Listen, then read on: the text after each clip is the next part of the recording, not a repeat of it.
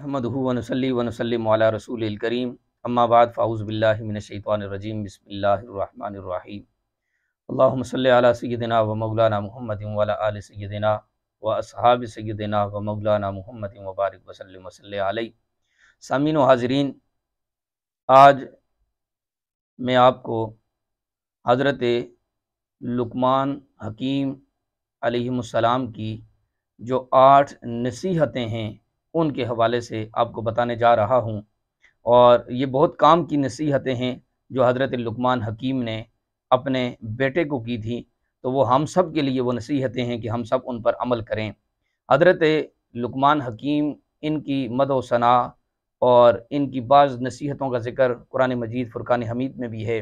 اور اسی لیے قرآن پاک کی ایک سورت کا نام سورہ لقمان رکھا گیا ہے۔ اور حضرت لقمان حکیم نے 1000 سال عمر پائی ہے، یعنی ان کی 1000 سال تک عمر تھی، یہاں تک کہ یہ حضرت داؤد علیہ السلام کی صحبت میں رہ کر انہوں نے حضرت داؤد علیہ السلام سے علم سیکھا۔ حضرت داؤد علیہ السلام کی بعثت سے پہلے آپ بنی اسرائیل کے مفتی بھی تھے،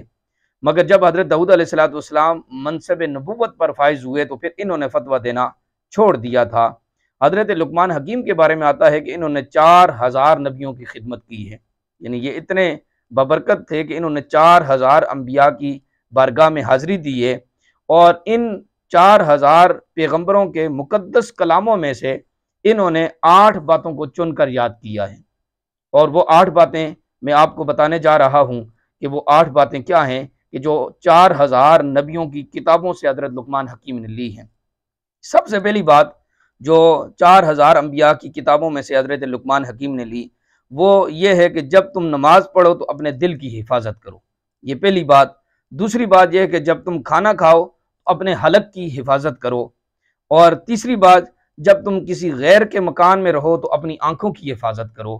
اور چوتھی بات فرمائی کہ جب تم لوگوں کی مجلسوں میں رہو تو اپنی زبان کی حفاظت کرو۔ پانچویں چیز فرمائی اللہ تعالیٰ کو ہمیشہ یاد رکھو۔ چھٹی چیز اپنی موت کو ہمیشہ یاد کرتے رہو۔ ساتویں چیز یہ بیان فرمائی کہ اپنے احسانوں کو بلا دو، اور آٹھویں چیز یہ بیان فرمائی کہ دوسروں کے ظلم کو فراموش کر دو۔ یہ 8 باتیں ہیں جو نصیحتیں ہیں جو حضرت لقمان حکیم نے 4000 انبیاء کی بارگاہ میں حاضری دے کر ان کی جو مقدس کتابیں تھیں، ان کے جو کلام تھے، ان سے چن کر حضرت لقمان حکیم نے یاد کی، اور پھر یہ آگے تک پہنچائیں، یہ آج تک ہم تک